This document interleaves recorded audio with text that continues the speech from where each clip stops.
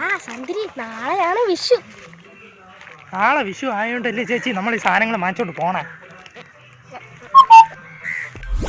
സന്ദരി, നാളെ വിഷു ആയിട്ടേ നിന്റെ കയ്യിൽ നിന്ന് ഒരു നല്ല വിലയാണ് ആലോചിക്കണത്. കൈനീട്ടം. അതിനിപ്പോൾ എന്താ ചേച്ചി, നാളെ രാവിലെ വീട്ടിലോട്ട് പോവാ. കൈമലത്തിയാ ഞാൻ ആരൊന്നും അങ്ങ് വെച്ച് തരാം. എടി, പണ്ടത്തെ വിഷു പോലല്ല ഇപ്പോഴത്തെ വിഷു. അപ്പൊ പണ്ടത്തെ വിഷു എങ്ങനെയായിരുന്നു? അങ്ങനെയൊക്കെ ചോദിച്ചാ ഞാൻ ഉദ്ദേശിച്ചതേ പണ്ടത്തെ വിഷു എന്നൊക്കെ പറഞ്ഞ ചക്കയും കണിക്കൊന്നയൊക്കെ ഇങ്ങനെ വെച്ച് കണിയൊക്കെ കണ്ട് സദ്യയൊക്കെ ഉണ്ട്, അതാണ് വിഷു. അന്നത്തെ ആ സദ്യയുടെ പുളിശ്ശേരിയുടെ രുചി ഇപ്പോഴും എൻ്റെ നാവിലുണ്ട്. നോക്കട്ടെ. ഓ, അന്നത്തെ പുളിശ്ശേരിയുടെ നാവ് ഉണ്ടല്ലോ.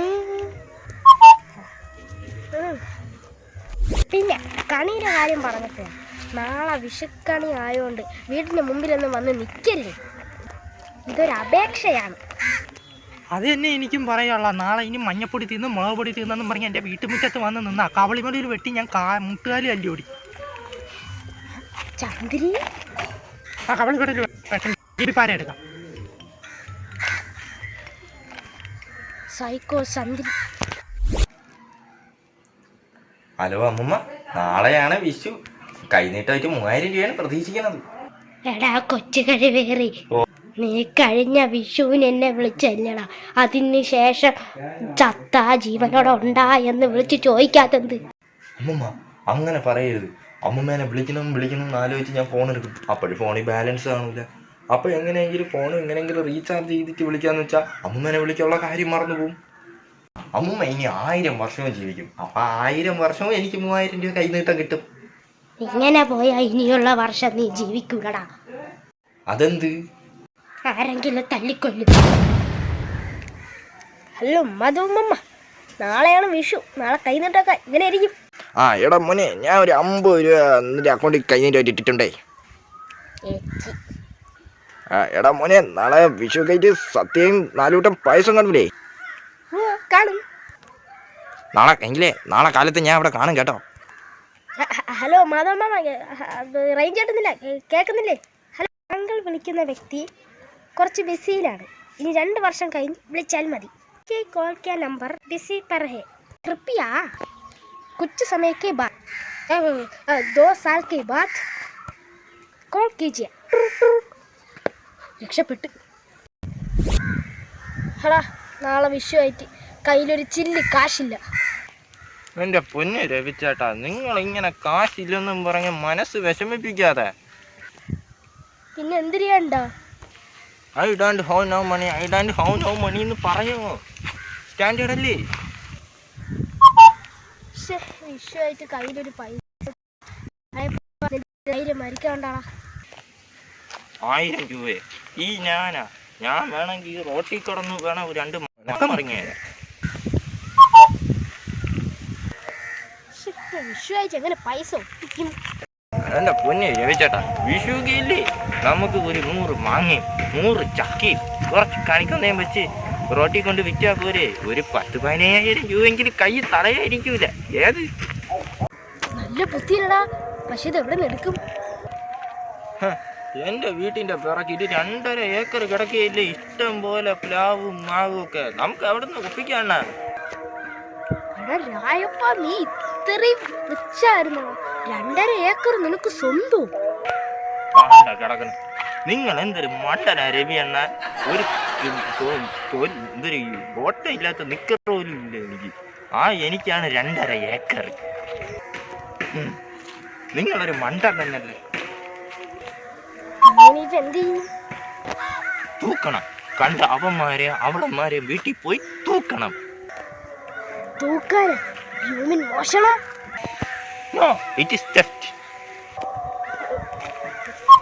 വേണമെങ്കിൽ നിങ്ങളുടെ കൂടെ നിങ്ങളുടെ സ്വന്തം പൈതങ്ങളും കൂടെ കൂട്ടിക്കോ. അതാണ് ഞാൻ പറയാൻ വന്നത്. നല്ല രസമായിരിക്കും.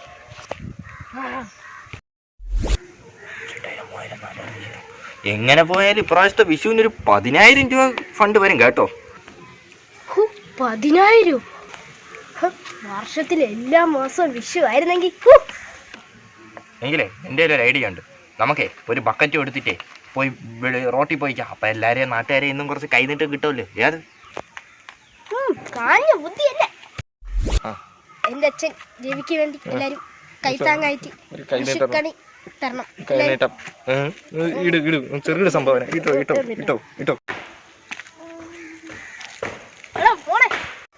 അയ്യോ അച്ഛൻ അവരോട് മറച്ചു തരാം. എന്താണ് ഇവിടെ പക്കറ്റൊക്കെ പിടിച്ച് റോഡിൽ പരിപാടി? പിന്നെ ഒന്നുമില്ല അച്ഛാ.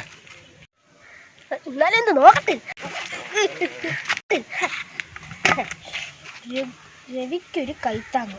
എന്താ ഇത്? ചുവക്കല്ലേ, അപ്പൊ നമുക്കും ചെറിയ ആവശ്യങ്ങൾ.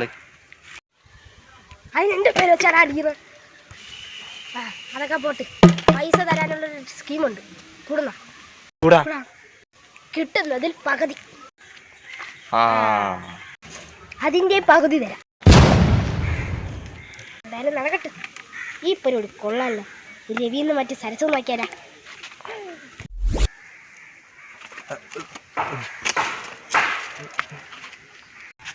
ഇവനിത്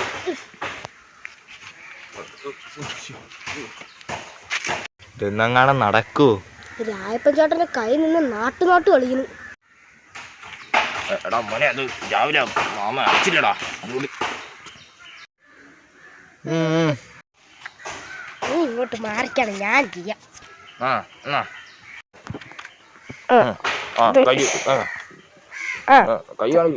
കൈ വെച്ച് കെട്ടെ കെട്ടറാ കെട്ടെ.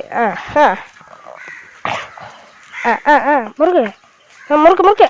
അങ്ങനെ കുറച്ചുകൂടെ മുറുക്കെ മുറുക്കെ മുറുക്കെ. ഇനി ഒരുത്തം നിങ്ങളല്ല, നിങ്ങൾ അച്ഛൻ വിചാരിച്ച പോലെ ദഹിക്കാൻ പറ്റില്ല. അമ്മാതിരി കേട്ടാണ്. ഇതെന്താ കാണിച്ച? എന്തെണ്ണ കെട്ടി ശരിയായില്ലേ? നീ എന്തിന്റെ എന്റെ കൈ കെട്ടി വെച്ചേക്കണ? എടാ നീ കമ്പ് കെട്ടാളെ എന്റെ കൈയാണ് കെട്ടി വെച്ചേക്കണ. നീ ഇത് അയച്ചാണ്. അയ്യോ അണ്ണാ, എനിക്ക് കെട്ടാൻ മാത്രമേ അറിയൂ, അഴിക്കാൻ അറിഞ്ഞൂടാ. ഇവന്റെ മക്കളെ ആ കത്തിരിട്ടൊന്ന് മുറിച്ചെന്നണ്ട. എന്താ കൊണ്ടുവരാ. കത്തിരി എന്തിനും വെറുതെ കൈ വെച്ചിരിക്കണം. മുറിച്ചോട് മുറിച്ചോട്. നൈസിന് ചെയ്യും. ഞാൻ വെട്ടണോ അണ്ണാ? ഇനിയിപ്പോ എന്താ കൈ കെട്ടി കൈ വെട്ടരുത്. ഹായ് ചോര. ഇതെന്താ കാണിച്ചു കയറ് മുറിക്കാൻ പറഞ്ഞപ്പോ കൈ മുറിച്ചു തന്നടാ. അയ്യോ ചോര. അണ്ണ ഇതൊക്കെ ഒരു തരത്തിലൊരു നിമിത്തമല്ലേ. നമുക്കിനി മാവറിയാം. എടാ പയ്യ മനീഷേ, ഒരു മാവറിയ ഒരു കല്ലെടുത്തോടാ.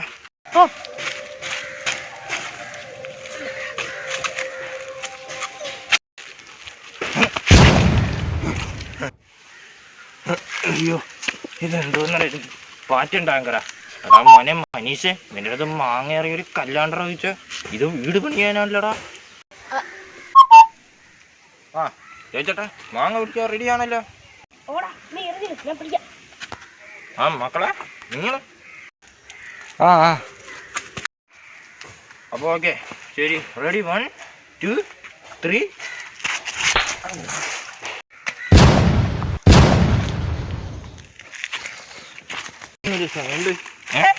ചേട്ടാ ചേട്ടാ എന്തൊരു പറ്റി ചേട്ടാ?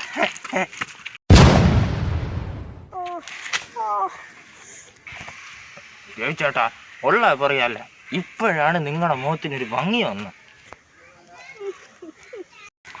അച്ഛൻ്റെ മൂക്ക് പോയാലെന്ത് അല്ലേ? അപ്പൊ അതിനാവശ്യമുള്ളൊരു മാങ്ങ കിട്ടിയില്ലേ? ചക്ക. ചക്ക. ചക്കയ്ക്ക് നല്ല പറമ്പെന്ന് വെച്ചാല് നമ്മളെ കുമാറണ്ണൻ്റെ പറമ്പ്. നല്ല പറമ്പാണ്. അയ്യോ അവിടെ പോകാൻ പറ്റൂല. അവിടെ വേണം, അവിടെയല്ലേ ഒരു കൂറ്റൻ പട്ടി, അത് കടിച്ചു പറിക്കും. ഈ രായപ്പൻ ചേട്ടൻ എങ്ങനെ അറിയാം അവരെ വീട്ടിൽ ചക്കയുണ്ട് പട്ടിയുണ്ടെന്ന്? ഉള്ളത് ഉള്ള പോലെ പറയാലോ. ഞാനും ജപിച്ചേട്ടനും പണ്ട് ആ കള്ളും കുടിച്ച് ആ റോഡ് വരി കൂടെ നടക്കും. നിങ്ങൾ എന്താണ് ഇതൊക്കെ ഒന്നും പറഞ്ഞു കൊടുക്കാത്ത? അങ്ങനെ രാത്രി സമയത്ത് ഞാനും ജപിച്ചേട്ടനും കൂടെ പറമ്പിൽ കൂടെ വരും. കണ്ടവൻ്റെ ചക്കയും മാങ്ങയും തേങ്ങയും മരിച്ചീനും എല്ലാം എടുത്തുകൊണ്ട് പോകും. രവിച്ചേട്ടനാണ് അതിൽ എക്സ്പേർട്ട്. കൊച്ചു കള്ളൻ. കണ്ടവന്മാരെന്ന് തൊഴി മൂക്കുമുട്ട ചീത്ത അതിൻ്റെ കൂടെ ഈ പോലീസുകാരുടെ കൂടെ എന്തൊക്കെ നടന്നിരിക്കണം പറഞ്ഞു കൂടെ ചേട്ടാ പിള്ളേർ അറിയട്ട്. അപ്പൊ നിങ്ങളൊരു സ്ഥിരം മോഷ്ടാവായിരുന്നു അല്ലേ? അതിന് മക്കളെ പിന്നെ ചെറിയൊരു സാഹചര്യത്തിൽ പറ്റിപ്പോയി മോനെ. അങ്ങനെ പറഞ്ഞ് രവിചേട്ടനെ ആക്ഷേപിക്കരുത്. കോളിംഗ് ഹാസ് എ തീഫ് അല്ലെങ്കിൽ ചോർ, അതൊക്കെ പറയുമ്പോൾ ഒരു സ്റ്റാൻഡേർഡ് ഉണ്ട്, ഒരു സുഖമുണ്ട്.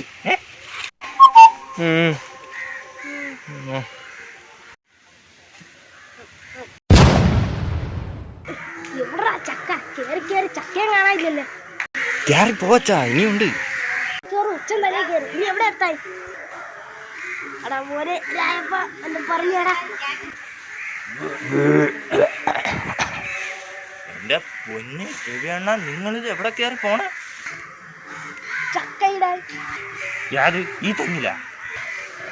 എടാ അതേപോലെ ഇവന്മാരാണ് പറഞ്ഞത് ഇതിലാണ് ചക്കയെന്ന്. പിന്നെ ഇരുട്ടായോണ്ട് കാണാൻ പറ്റില്ല അല്ലേടാ? സ്വാഭാവികം. അണ്ണന്റെ മക്കളല്ലേ. ഇതിപ്പോ കേറി പോയത് എങ്ങനെ ഇറങ്ങും?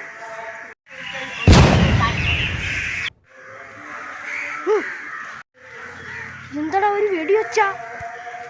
അത് വിഷു ഒക്കെ അല്ലേ അച്ഛാ, ആരെങ്കിലും പടക്കം പൊട്ടിച്ചായിരിക്കും. പടക്കം. ഇതെന്താ പടപടാന്ന് പൊട്ടണ? ജീവന്റെ പറമ്പിക്കറി തേങ്ങ അവനെങ്ങനെ വെടി വെച്ചു. അയ്യോ കുമാർ സാബ കാണല്ല. ഇനിയിപ്പോ തിരിയും ഓടിക്കോളാ.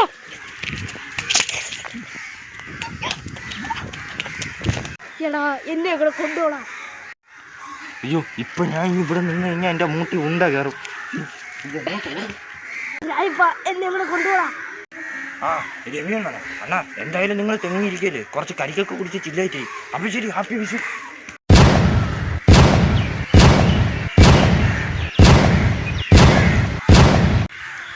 എല്ലാവർക്കും ഹാപ്പി വിഷു.